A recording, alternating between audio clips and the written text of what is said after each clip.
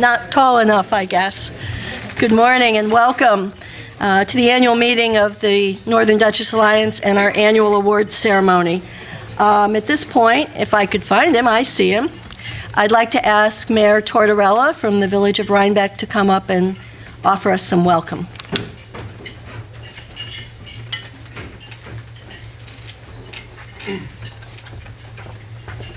So quiet.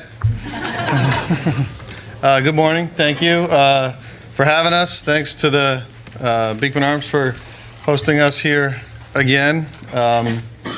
I'm up here. I was waiting for eggs, so hopefully there's some left when we're all done talking. We have to give it to the mayor. Yeah, that's part of the contract. Eggs.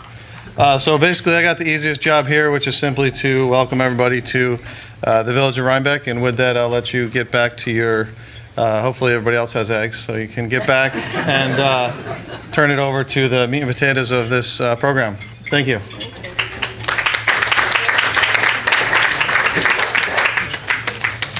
We're always very pleased to be able to come back to Rhinebeck and come back to the Beekman Arms. In addition to Heath, we have a number of other elected officials with us today, and I'd like to take a moment to acknowledge them. And if you just raise your hand or stand up, I'm just going to go down the list. Representing Assembly Member Dee Dee Barrett is Kimberly Usowitz. Kimberly, thank you for coming. Of course, Sue Serino is here in line, and with Sue is her assistant, Sakima Brown. Sakima, thank you for joining us.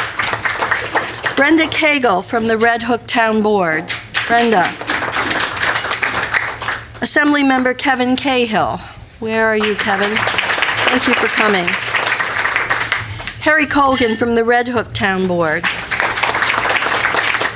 Shaping up to be a Red Hook table over there. Brian Coons, the supervisor for Pine Plains. Is Brian here? All right. Sue Crane, supervisor from Red Hook. Joel Griffith, the Tivoli trustee. Joel, thank you. Patty Homan, representing Congressman Chris Gibson. Must be on her way. Brent Kovalachek, the Village of Red Hook. Okay. They have their own table somewhere, and I'm not sure where it is. Councilwoman Matheson from Milan. Welcome. Ray Oberle, the supervisor from the town of Clinton. Greg Culver, supervisor from Pine Plains. Greg? County legislator. I can't keep up with him. He keeps moving on with me. Mickey Strawinski, Dutchess County Legislature. You've all met our own Mayor, Heath Tortorella. Deputy Mayor Howie Trout. And Dutchess County Legislator Joel Tyner.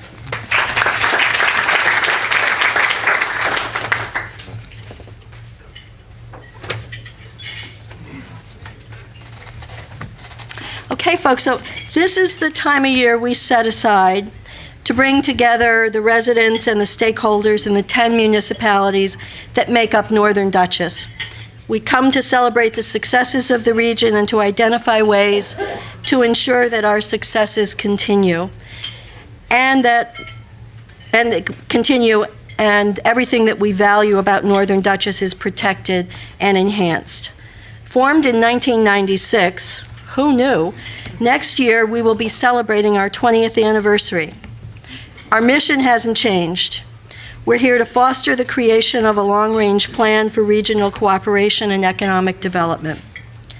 Over the nearly 20 years of our existence, we've engaged with our Northern Dutchess County neighbors in a number of ways and over a number of issues. Metro North's expansion, community gateways, the impact of superstores, and community visioning. In the course of this work, we've also produced 3 important documents that identify opportunities and economic strategies for a healthy Northern Dutchess. In 2000, we partnered with the Glenwood Center to sponsor a countryside exchange to look at the important issues of our communities. This publication, and we have several up here, was the result of that collaboration. In 2008, with funding from the Greenway, we partnered with Ann Davis of Marist College, Melissa Everett of Sustainable Hudson Valley, and Michael Schumann Training and Development Corporation to delve into the findings of the Countryside Exchange and suggestions. And this other book, this blueprint that we carry around with us everywhere, and I hope you all have a copy, was the result of that collaboration. And most recently, in 2012 and 13, we partnered with Jerry Benjamin of the SUNY CREO Center at New Paltz to look at one of the most pressing issues of all municipalities, that of shared services. That report, which is available on their website, was instrumental in educating elected officials about the possibilities available to them. As I look back over these documents, it became apparent that there are certain things that are key to the protection of the Northern Dutchess area that we know and love, and the sustainability of a vibrant and healthy economy. Among those that jumped out to me were agriculture and open space protection, tourism and natural and cultural resource protection, and a wide range of educational and cultural institutions. This morning, we will have a chance to hear about these assets from our keynote speakers, and we will have the opportunity to recognize 2 awardees who are leading the way in keeping Northern Dutchess special. Our 2 keynote speakers today, Ron Hicks, Deputy Commissioner for Strategic Planning and Economic Development, and Owen Rafter, Acting Commissioner for the Dutchess County Department of Planning, will share with us their efforts to help us advance the goals of Northern Dutchess. Gentlemen, who is speaking first?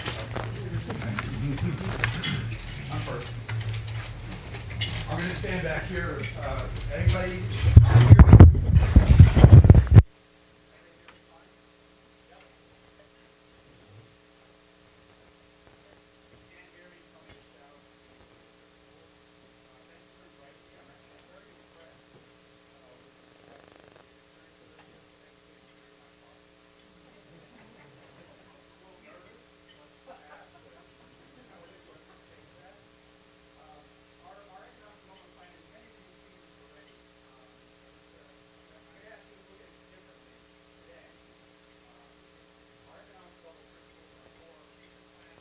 Reform, to retain, to reinvest, and to recruit.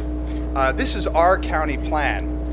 And our county, as you know, is very diverse. What's good for East Fishkill is very different from what's good for Fishkill or Beacon or Poughkeepsie or Red Hook or Milan. So when you look at this and when you hear what we're doing, think of how you could apply what we're doing in your community. So we begin with reform. And in order to reform, we needed an economic development strategy. So we had to do an economy assessment. We had to understand our economy, and it required the collection of a great deal of data, and then the formulation of programs and services, their implementation, which we're going through now, and the regular review. And you may have read that we are going through a bit of a consolidation. We're going to dissolve, or proposing to dissolve, Dutchess County Economic Development Corporation, put them all under one local development corporation, and have a group that kind of oversees, it's an advisory council, that oversees not only the IDA, but also the Chamber, the New York Small Business Development Center, the Workforce Investment Board, and tourism. Because we see them all as working together for the same purpose. Review is going to be critical. We began reform internally. We looked at how the county responds to local governments and businesses. We found ways to improve the delivery of our services and our programs. And we began with consolidated and expedited permitting and review. Now, there's no way around seeker, and we don't want to get around seeker. But what we want to do is we want to bring the disciplines together in the process for projects that are important to our community. So, we have 3 permitting and review departments within Dutchess County: the Department of Health, Department of Planning, and Department of Public Works. They often will independently, or they do independently review projects. They will do them one after the other. They will never do them together. And we wanted to bring them together for projects that were important to the county and to your municipality. So if any one of you in this room felt that a project was very important to the community, you let us know. It's going to create jobs, it's going to stimulate investment. We want to bring the disciplines together. We've done it before also with the local municipality, as well as perhaps the DEC or the Water and Wastewater Authority, in order to understand the project before application and to give guidance, good guidance and best practices. And then when the project does come to us, then we put it to the top of the pile and we review it and expedite it out, and sometimes on parallel tracks, which has never been done before. So we found the permitting process to be very protracted in Dutchess County. We wanted to find a way to move it forward a little quicker. So that's what we started with. Professional certification pilot. This doesn't really apply too much to Northern Dutchess, but we have a lot of 2.7 million square feet of vacant space, mostly industrial in Dutchess County, a lot of it in Southern Dutchess. And these buildings have been vacant for many, many years.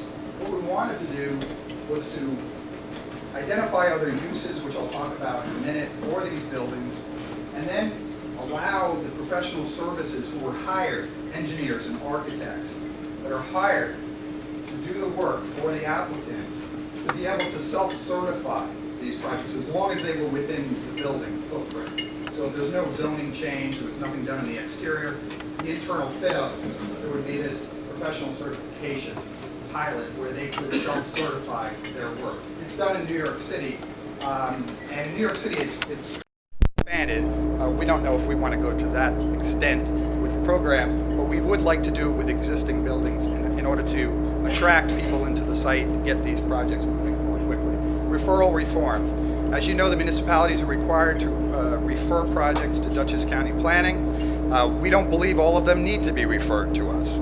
We think the local municipality can handle many of them, so we're going to go through a process of referral reform to exclude certain things from referral. Legal review guidance on zoning and land use issues. We found that this is a concern not only to developers, applicants, but to the county and the municipalities. Many municipalities and the county do not have this legal resource for this process.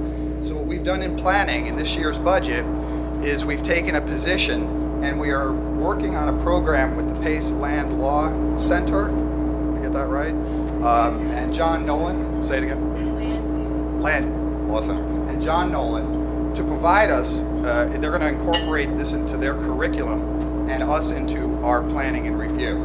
And then proactive planning and vision planning. We have wonderful resources. One of them, unfortunately, just retired on Friday, Nola Hooper. Thank you for your service.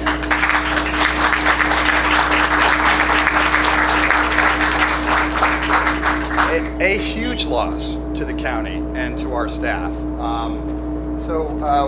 We're hoping Nola will still come in and visit us, and she'll decide, I want to wake up early again and come to work. We have tremendous resources within county planning. No disrespect to them, but they usually are sitting in judgment of projects. And what we want to do is we want to get them into the community. They're incredibly knowledgeable and resourceful. We'd like them to get into the community and help guide the community to further identify their needs and interests in the community. So if you have a lot or you have a corner and you want a particular business there, a particular use, I know you've gone through the zoning process, but let's go another step further. Why don't we decide how to develop that corner or that lot and take it as far as we can and then go find the developer or the business to occupy that space instead of waiting for someone to come in and telling us what they want to do in our community. So that's proactive planning and vision planning. And we hope that you will identify what you believe is economic development in your community and what you believe you want in that particular parcel, and then come to us and let us provide our as much assistance as we can. Business retention and expansion. The majority of new jobs come from existing businesses, and they're small businesses. And you know what, this county, I don't care what anybody says, we are still so dependent, or we live and breathe around one business still. And we have to understand that a business is John Doe working out of his home. That is a business. They are paying their taxes, hopefully their mortgage, hopefully they're going out to eat once a month or so, but that is a business, and it's as important as IBM. You're not going to read about John Doe opening his business on the front page of the Poughkeepsie Journal, but they're important. And agriculture and tourism are business. Now, I don't have to tell you guys that, but believe me, in my world, and Todd is on a regional council, and I know you're on the more north than we are, but my people that I work with don't get that. They don't understand it. They don't understand the need for infrastructure. They don't understand that agriculture and tourism are businesses. So we, March Gallagher, for anybody who knows March Gallagher, March when she served on the regional council, she's now with Pattern, and I were the two biggest proponents, along with Ned Sullivan, about infrastructure, tourism, and agriculture. So we recognize that. And when I talk about our business retention expansion here, this is our county-wide effort, but you can do this in your community as well. We have a new contract which has now been in place with Dutchess County Economic Development for a business retention program. We've created a database. I think there's almost 10,000 businesses, probably 8,000 real businesses in Dutchess County, and we're performing a risk analysis. You can do this in your town. You look up and down Main Street here, Market Street, and you say, what are the businesses here in my community, and which ones are at most risk of closing? And you find ways of assisting them. We're doing this on a county-wide basis, so we're focusing on small manufacturers, but you can apply these same principles locally. So beyond the risk analysis, once we identify those businesses that are most at risk in Dutchess, we then do site visits and surveys. We do them, Don Menachino here from Dutchess County Economic Development, myself, the county executive. We maybe ask Senator Serino to come in. We may ask the mayor or a council person to come in, but we are going to go to these businesses who are most at risk and ask them how we can help and bring them the tools that we have available to help them maintain and hopefully grow. And then program development. We determine from our site visits and our surveys what our programs and services are and how effective they are, and we develop them from there. And then a navigator, which I'll let Owen speak to. This is included in your farmland protection plan. And so we've put funding in the county. I think Dutchess County is the only one that offered this year. The county executive has put his share in for this navigator. And this is specific to farm and agriculture. Infrastructure planning and investment. This is important, it's very important. The lack of site-specific infrastructure is the leading reason for our lead loss. We constantly are turning away projects because of the lack of sewer and water. And in Hyde Park, where I was born and raised, and anybody, Sue, you know this, Senator, you know this very well. I have to get used to saying Senator now. When I started as an intern with Dutchess County Economic Development, I won't tell you how long ago this was, I went to my first meeting on sewer. Well, when I came back 3 years ago, guess what? We had a meeting on sewer. It's still not there.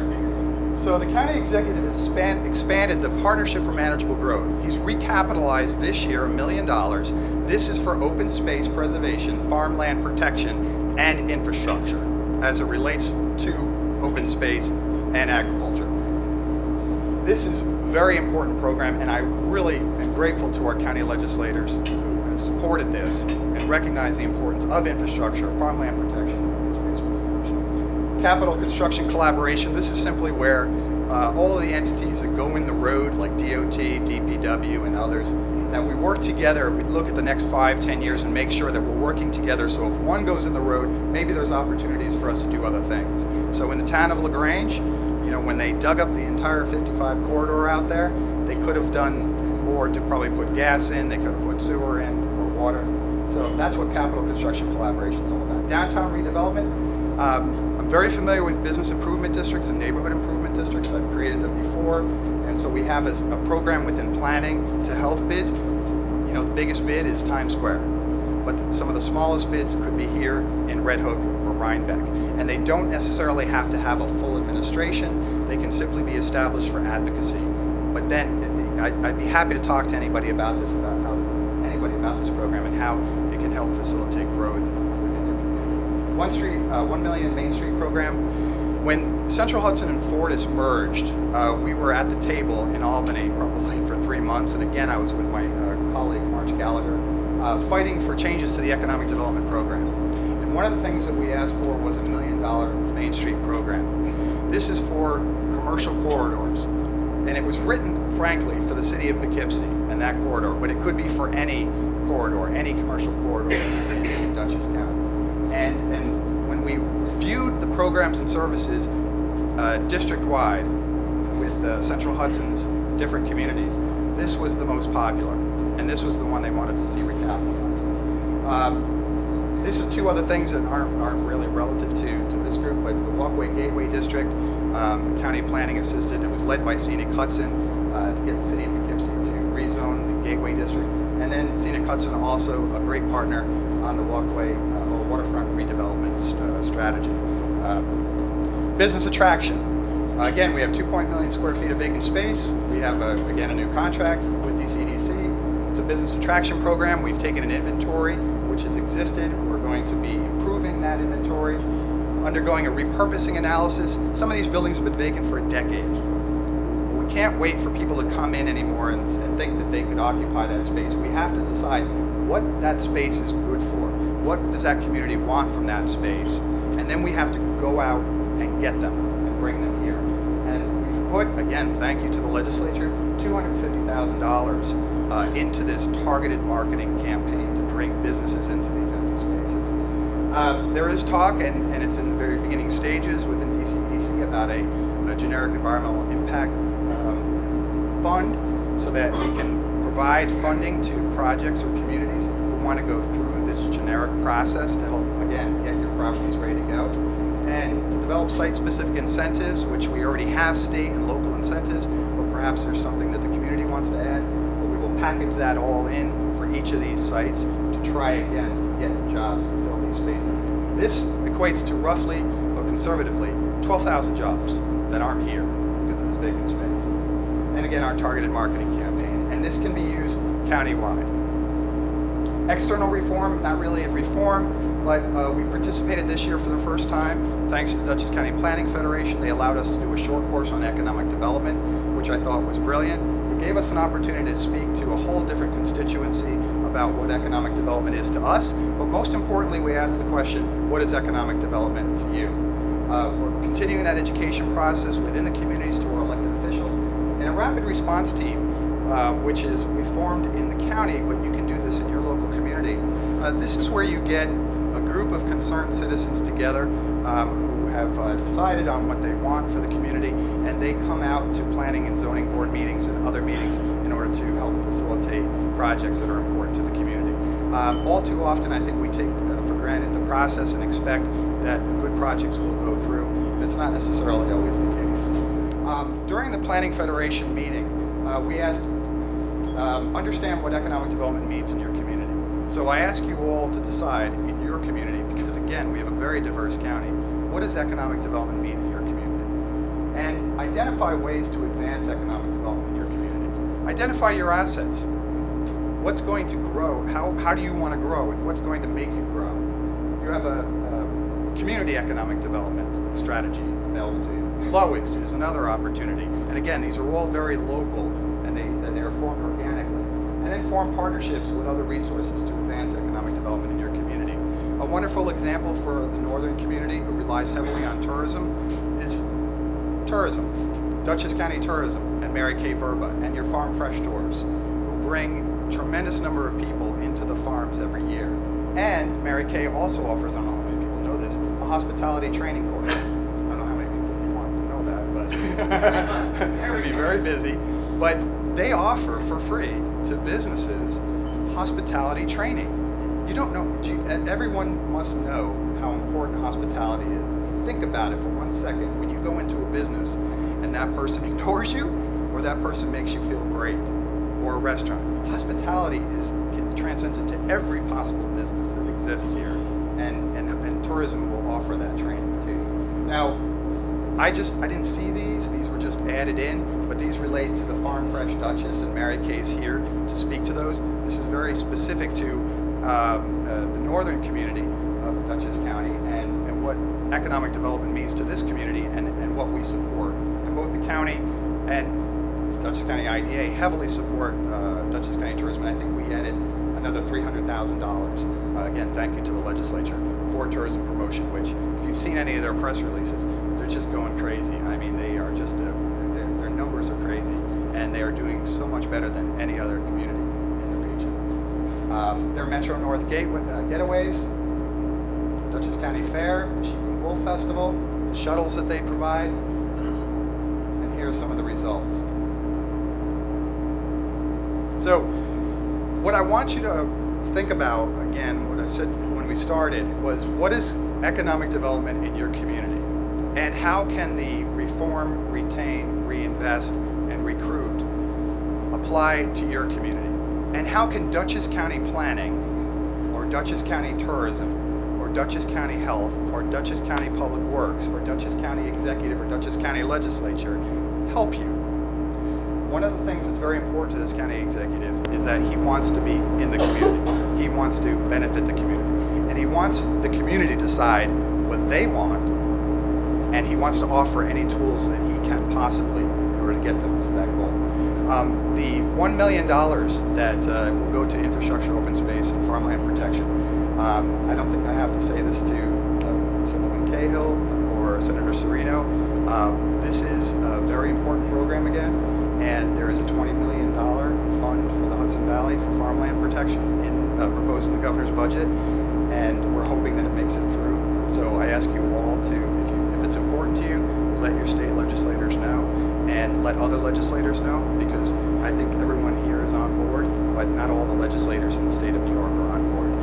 So please make those calls, write those letters, and support that program. It's very important. So that is it. I want to now turn it over to Owen Rafter, who's going to speak about the Farmland Protection Program. But as he comes up, I'll be happy to take a question or two if anybody has one.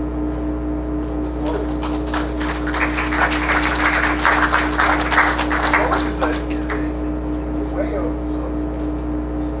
community looking at their economy, their business, and finding out how we keep that business and those interactions local in the community.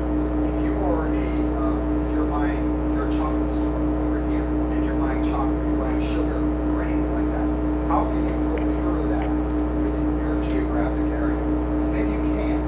So you identify that, if there's enough demand, you identify that as something you need, and you find a way to bring that business into the local community. So you kind of, I'm all about region, but Lois and other initiatives and community economic development kind of zero in on a small geographic area, which I think is just, that's what it is, and it needs to be developed organically.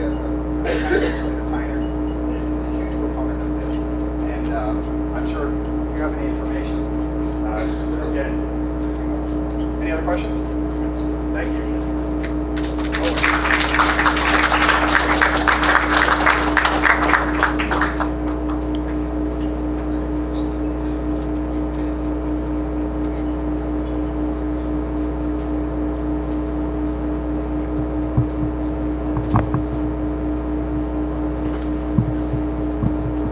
Speaking to the mic.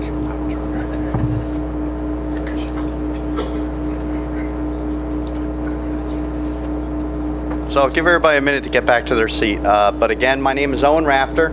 I'm the Acting Commissioner at Planning and Development, and today I'm going to be presenting to you the Agricultural and Farmland Protection Plan for Dutchess County. And I'm presenting to you as a board member of the Agricultural and Farmland Protection Board, not as county planning, because this was a board project. This plan was an update from the last plan that was done in 1998. It was done by the board, which is a collaborative effort. You have the Cornell Cooperative Extension, Dutchess Land Conservancy, Soil and Water Conservation District, local farmers, county legislators, working on this board. And the steering committee was also formed guiding this. We benefited from a $50,000 grant from New York State Agriculture and Markets. We were able to hire a consultant to help us with the delivery of this plan. Throughout the planning process, there were stakeholders identified, there was interviews done, there were 3 separate surveys to farmers, to municipalities, and the general public asking for their concerns and inputs on the agriculture and farmland industry and its protection throughout the county. So, the original plan was the last plan was adopted in 1998. The significant issue, or the major issue that was trying to be addressed, was the loss of farmland. Development that from housing and other industries was eating up farmland quicker than anything else, and that was a significant issue. While that is still an issue, it is not the major issue, and a lot of things have changed since then. So when the plan looked at was what has changed What are the new goals for the future? How do we have to implement these things? What are the tools? And then who are the partners? And I think that partners word is a very important thing that was identified throughout the plan. So, changes since 1998. The acreage of farms in the county has stabilized over the last 20 years, and in fact has grown since 1992. The number of farms has increased up to 678 in 2012. While the number of farms have increased, that shows a lot of smaller farms. While some of the larger farms have increased in size, there's not as many big, large farms. There's more smaller farms producing different types of crops, a change since 1998. 678 farms produce a variety of different things. And from 1998 to now, I think you'd say a lot of things that we didn't even consider then are now here. Dutch spirits, Dutchess hops, Crown maple. The type of agriculture has changed dramatically, and how that is done has changed. The acreage, over 211,000, $50 million in sales to the economy in Dutchess County. That is a very significant number that people need to understand the impact of this industry on the county. 41% increase in those market sales since 2007. These numbers alone, just looking at it, shows the economic impact and the resonance this has on the industry and the viability of this county. One thing that I think came out through this plan, and Cornell Cooperative Extension has been working on with the work they've done on agricultural districts, are these agricultural profiles. It's a little hard to see here, but I have copies in the back. This is an example of one they've done for Amenia that will provide at the community distinct data points on the number of farms, the type of activities that are happening, and the impact it has on each community. And these will be available for each town through this year by Cornell Cooperative Extension. This is a great resource and a tool for municipalities to use as they're working towards making sure agriculture is integrated into their planning and process, and that whatever things they have on the books, let this happen in the most effective manner. There are challenges still to the agricultural industry in the county, and these are some of them. The high cost of farming and farmland itself. Small farms have smaller sales, little sales. Lack of processing and transportation were two of the big issues we found throughout this plan. While we were producing the plan in Dutchess County, Sullivan County and Orange County were doing it as well.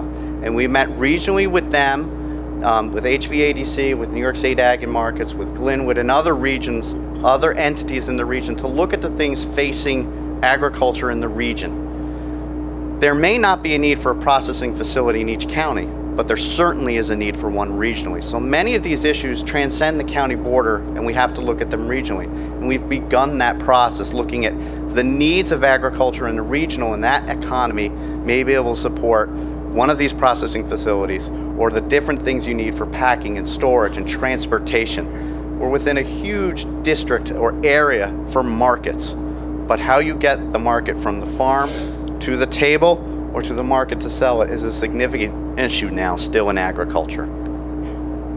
So, the priority initiatives throughout the plan. The first is this coordination and collaboration, partnerships, working with an agricultural navigator and an agricultural advisory committee. This navigator position that Ron mentioned earlier is a position that's meant to act as kind of the resource. There are lots of resources available to the agricultural industry in the county, but not everyone knows who they are and what they do.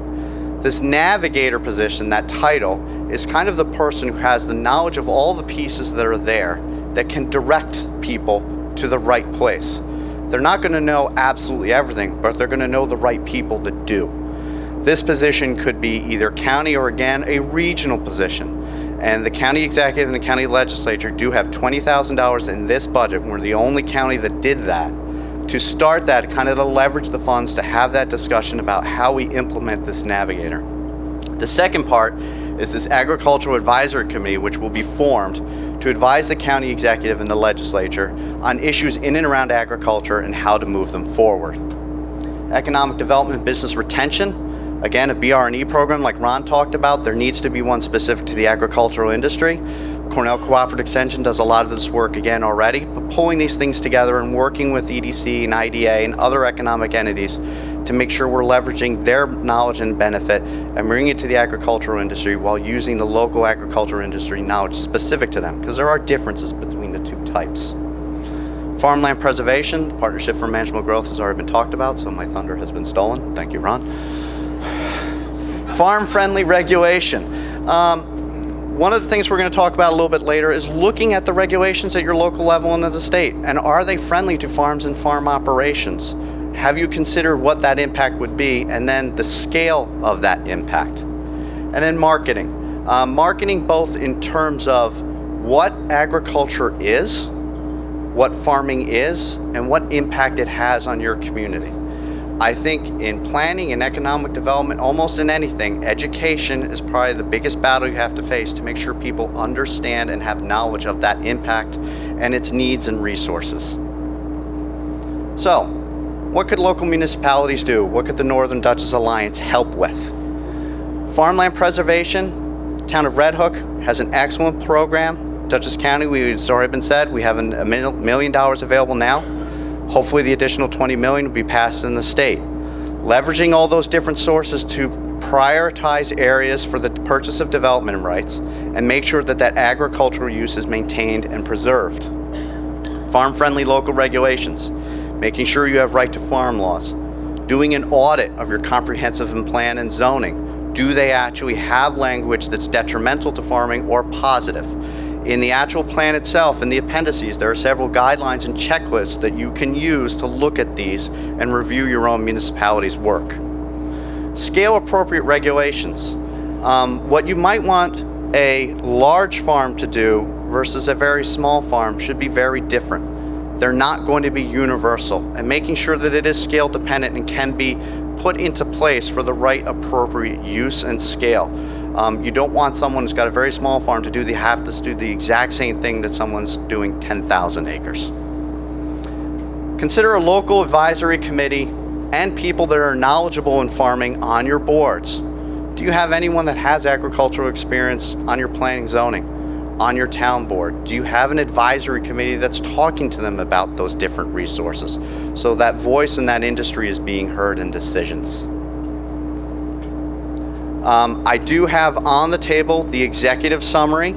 This is the web link through the Cornell Cooperative Extension for the full plan and the summary. The summary is about 12 pages. The full plan is, I think, at 148. So it is a bit of a read, but the appendices have a lot of good information that you can use. And I wanted to end with this quote from Legislator Pulver. When the committee was coming together, we were trying to figure out where the plan should go.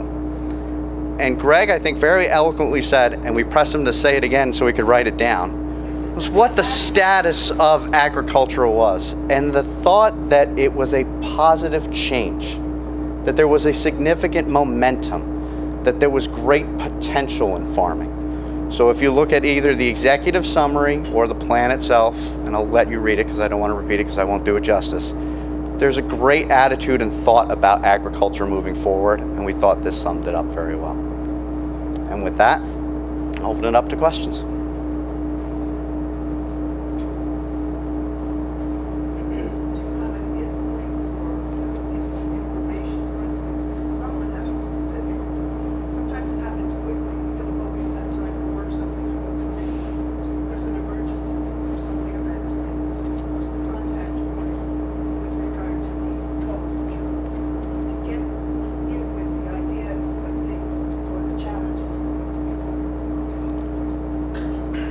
I think it really depends on the issue that's at hand.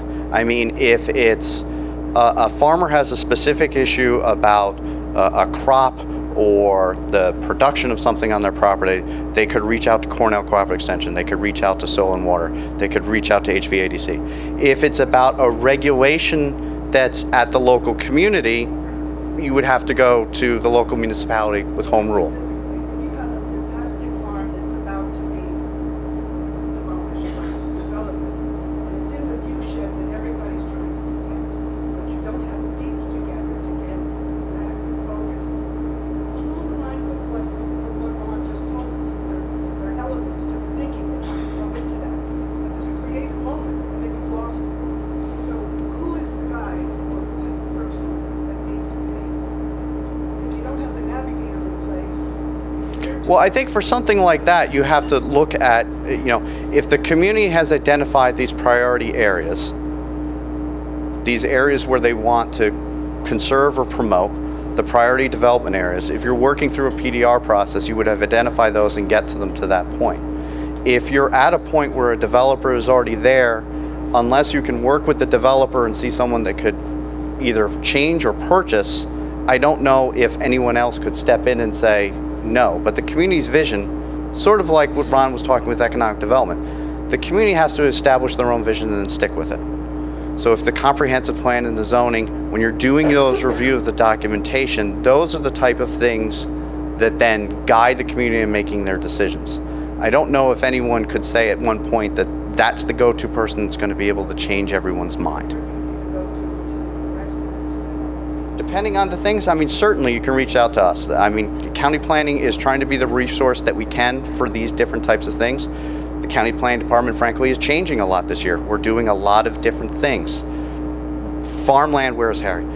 Will tell you, this was not something I came into with very, very little, I think might even be an exaggeration, experience in agriculture. But I think I've tried as best I can to jump in with both feet and learn about it and how its impact is on planning. I mean, planning, I got into it because I think you really don't know what you're going to do that day because there's so many different things that impact planning for a community.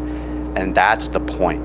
You want to make sure everything is being looked at. Nothing is more important than one. It's the balance of all those things. So certainly I think we can be that resource and we will help and assist where we can. I'm the school superintendent of Pine Plains. I will just note that we have the only agricultural education program in Dutchess County and the only FFA. I would encourage the rest of you to reach out to your school districts to see what partnerships can be developed and noting the bullet of where do the future generation of farmers come from. I think that's going to be a critical issue. Completely agree.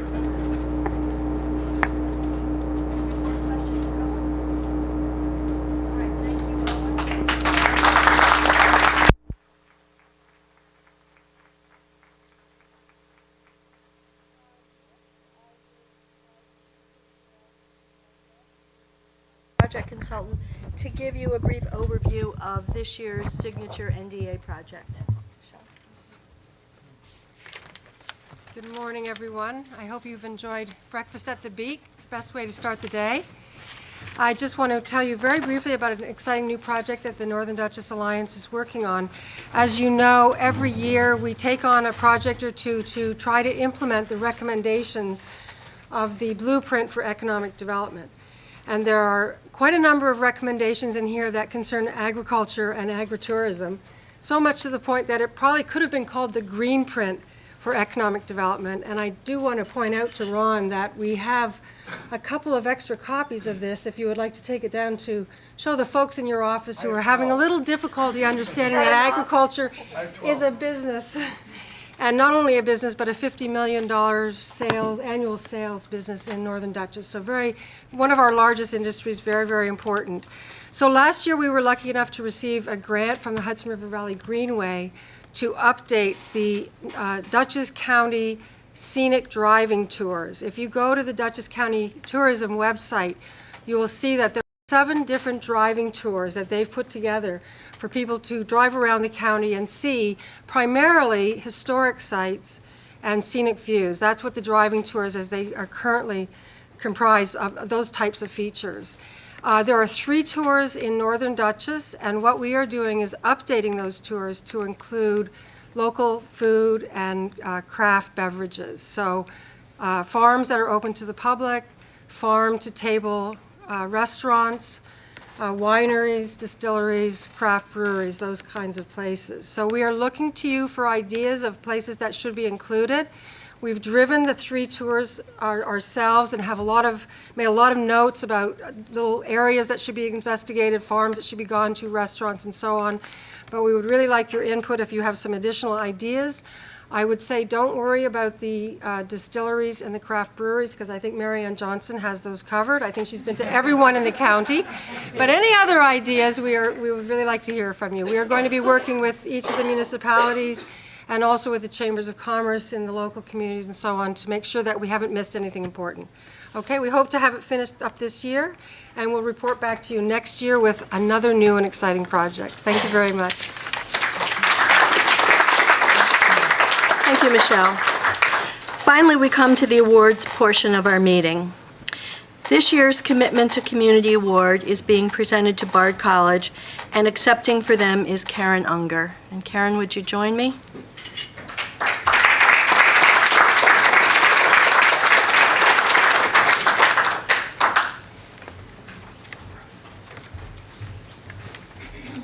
Morning. Bard is certainly well known as an extraordinary institution of higher learning. Not so well known, however, might be the very many projects and initiatives that reach beyond campus boundaries to enrich our Northern Dutchess region.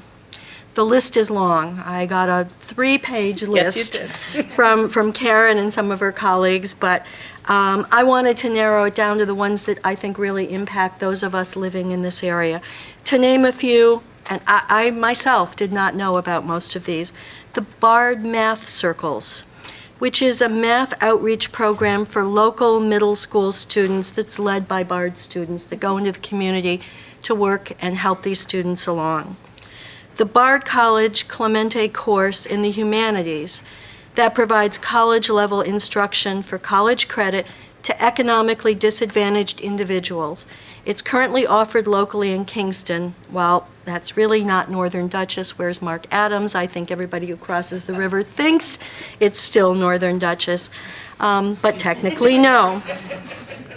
The Lifetime Learning Institute. How many people in the room have accessed this program, which is so popular, and there's a waiting list for how many years to a long time to actually become a part of this program.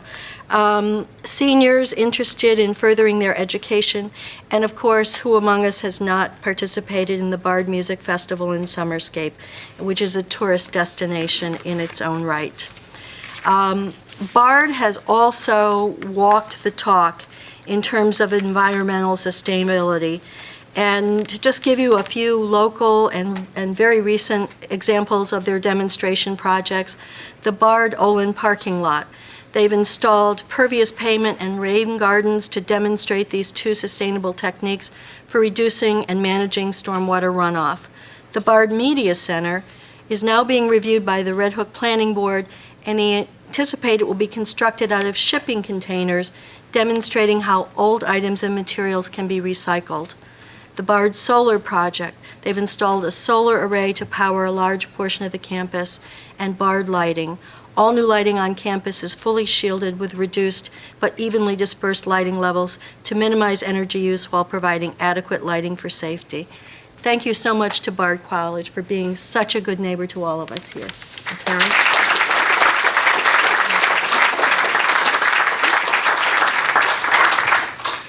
I am incredibly honored to accept this recognition on behalf of the college, especially because it's from an alliance, and I think it mirrors very much the mission of Bard, which we look at ourselves as a private institution in the public interest, that we're not isolated behind our campus boundaries, but we really reach out into the community. Our campus is open. It's actually designated as an arboretum and open to anyone who wants to come and hike or bike or tour. Beautiful views. We reach out to many of the local school districts. Pine Plains is one. Very excited. We bring students, middle school, high school, to our campus to work in our state-of-the-art science building, and hopefully encourage interest in STEM and STEM careers, which we know is necessary for the economy. I think the college also is doing many other important things in terms of what we're trying to do in terms of tourism, in terms of building our college to be stronger. We have the highest freshman class entered last year. So in a time of declining enrollments, our freshman class grew, and as of right now, our applications are up. So when all the parents are arriving in August and we're flooding all the hotels and restaurants and whatever, that's just going to get bigger.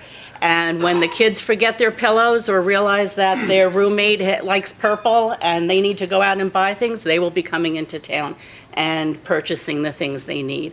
We do encourage everyone who comes to our campus to stay local, shop local.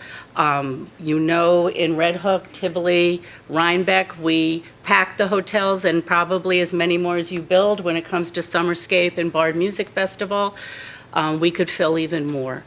Our art museum is free. We have events operating year-round. We have movies going on campus, lectures, all sorts of public things. Our calendar is up on our website. I really invite all of you to come to our campus and take part in the things that we have available. And I also want to thank you so much for what you do for us as an institution. I mean, we are one of the largest employers in Dutchess County, I believe the 8th, and an anchor institution up here. But we've had, every time that we have needed something from any of you, I've gone to Mary Kay, I need statistics to apply for that state grant. I get them within an hour. When we've needed support from you, things happen on our campus, there have been tragedies. Your community comes and supports us and embraces us, and we are just so grateful and so happy to be located where we are. Thank you very much. And the award is to Bard College in recognition of their long-term devotion and dedication to our community. Thank you. At the end, I know there are a number of people that want to make proclamation remarks, so maybe we'll do it at the end after we've completed the second award. Thank you, Karen. Thank you.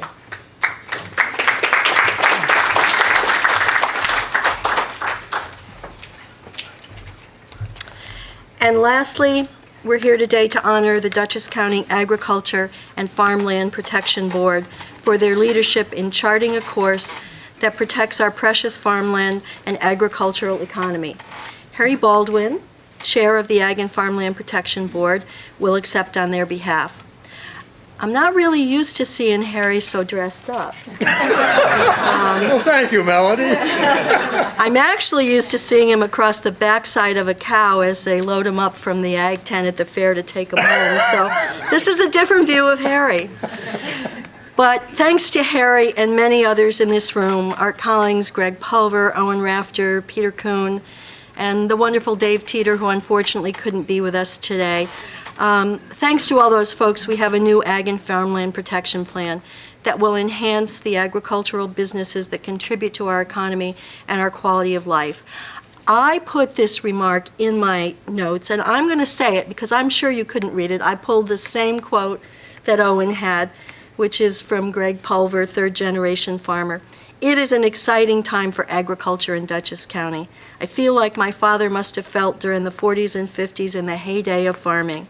There are so many opportunities, some of which we never even thought of 10 years ago, such as farm-to-table CSAs, breweries, and distilleries. We even have new to the area crops like hops and sunflowers. You know there's hops being grown on 308? Who knew that? Farmers have a chance to utilize new technologies and opportunities for small and large-scale farms. The future of agriculture in Dutchess County is growing. Thank you, Greg, for saying that, and thank you, Harry, for all your work. Melody.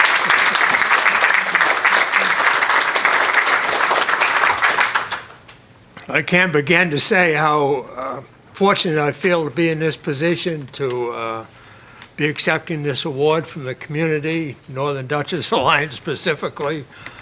I've been in agriculture a couple more years than Greg Pulver. I've seen a lot of changes. I think I've seen more changes than he has. The big change I've seen over the last 50 years has been the change from a completely rural community and county to a beginning urbanization. And this has been a conflict. I call it a conflict because as farmers, we run into these things now and then. But this new Farmland Protection Plan is helping to address these issues. It's raising awareness of how important agriculture is and trying to get things done before the barn doors get closed. Because one developer said, well, so a piece of property is developed, it can always be reclaimed as ag. Well, I think everybody knows that. That doesn't happen. So this is a step in that direction. I really appreciated Ron and Owen's comments about agriculture, and mentioning Owen, he was the one that said he was kind of new to agriculture, and to see that man standing up there and talking the way he did, you'd think he'd been in it for ages. Owen, you're to be commended. And also, he had a great mentor in his department. Unfortunately, she has departed, but Nola Hooper, I think, had a lot to do with his education.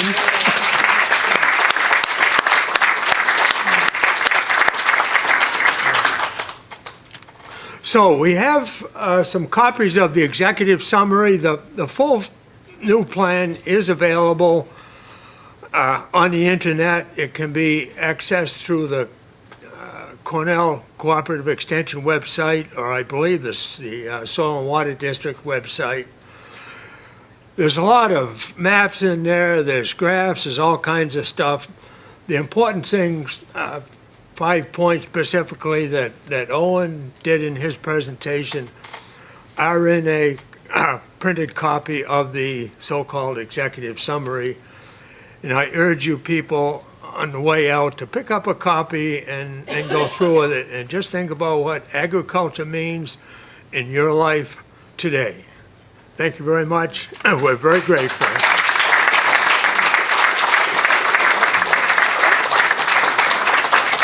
So Harry, why don't you stay here, and Sue, if you wouldn't mind coming back, I know there are some people who would like to give you some proclamations. Sue Unger? Yeah, where's Sue? Karen, I'm sorry, Karen. All messed up.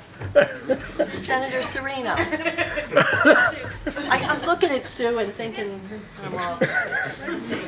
You want to read them? Oh, just wait right there.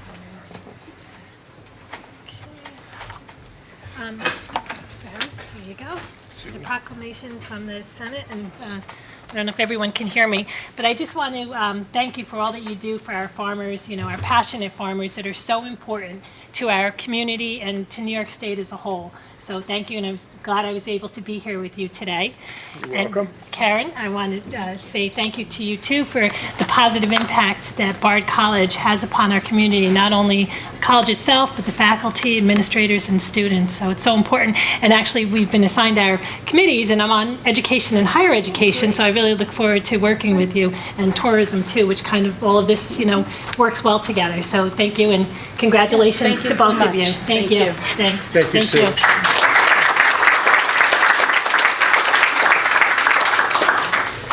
Assemblymember Barrett, sorry she couldn't be here today, but she just wanted to congratulate you both on, what you, and also thank you for what you guys have done. Bard College has done a lot in encouraging its students to really have a grassroots engagement with our community, and the board, the Farmland Protection Board, is just had a much more growing impact in the community, and I love the collaboration that's going on in my county. I grew up here my whole life, so it seems like a lot of exciting things happening. So thank you so much, and for all you do. Thanks.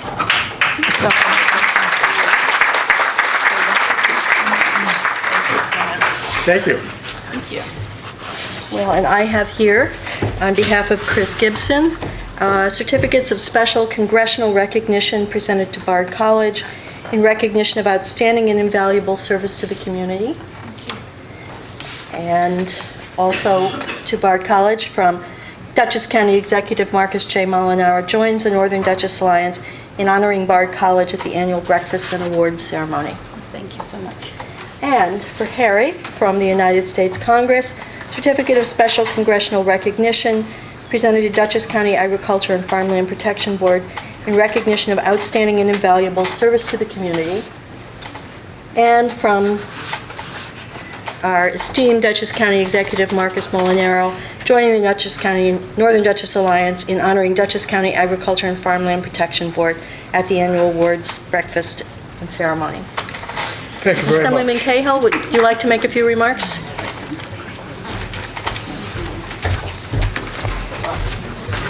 It's 9 o'clock and you all have to get going.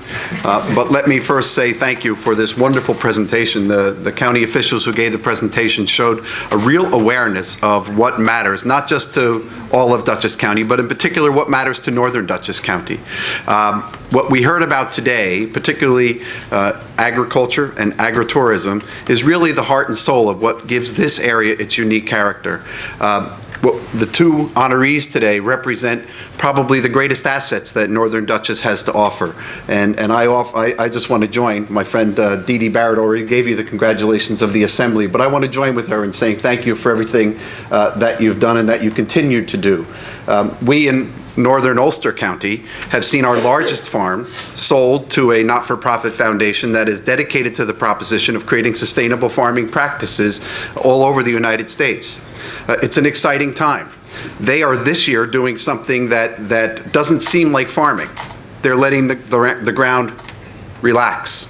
This year and for the next 3 years, they're letting the ground relax so that in 5 years, they can introduce the next generation of farming technology, something that will allow us to have sustainable farms all over the place. I was excited to hear that there are more farms today than there were 5 years ago. That is unbelievably exciting. And the fact that they are smaller, I don't know about you, but I think that's a good thing, not a bad thing. Big farms scare me. The 10,000 acre farm that Owen mentioned, ooh, that's a little frightening prospect. The biggest farm in Ulster County is 1,600 acres, so 10,000 acres is a little daunting. The heritage of this community is intertwined between these two institutions. Everything that you heard about BARD is true. I spent a lot of time there. It's an amazing institution, and it understands where it is. I think BARD recognizes that it is the second best thing in Red Hook, and best thing in Red Hook is everything else. It's a pretty amazing community. Well done. I'm going to leave with one brief commercial. If you want to protect agricultural lands, and by the way, I can assure you that the Assembly stands firmly in support of the $20 million of farmland preservation. In fact, many of us would like to see it increase. If you want to save our farms, if you want to continue the agricultural character of our communities, invest in your villages. Invest in your villages and allow that concentrated development to occur in places that were designed for it. Allow the sustainable nature of our villages to actually blossom out and support our agricultural communities on the outside. Rhinebeck needs you. When you're done here today, I wouldn't go right across the street to the Grand Cru. I'd wait till afternoon for that. But you might want to go around the corner and grab some chocolate from Oliver, or you might want to go down the street for lunch today at Gigi and have a little bite to eat, or even, you know, God forbid, you go to CVS and pick up some prescriptions. It doesn't matter. You're in a village, and that's a good thing. When you're in Red Hook, do the same thing. When you're in Tivoli, go to the business community there, visit the library, the amazing library, support our villages, and they will support our entire community. They will make agriculture possible, and they will also continue to provide a reason for the kids at BARD to say, I'm going to school in a fantastic place. So thank you very much, and good luck to all of you. Thanks. Thank you very much.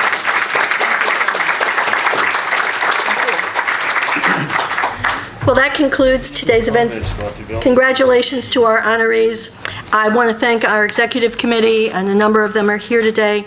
In closing, let me just say the Northern Dutchess Alliance is here to help you. But we need you to help in identifying your needs and your issues. We'll work with you, help us identify projects, reach out to us and engage us. We've declared 2015 to be our year of agriculture for the Northern Dutchess Alliance. But before Harry leaves, I just need him to explain why the Farmland Protection Board's Facebook has declared 2015 to be the year of the sheep. I have no idea, but Harry can explain it. So thank you all for coming. Have a great day. That's simple. We're based on Chinese philosophy.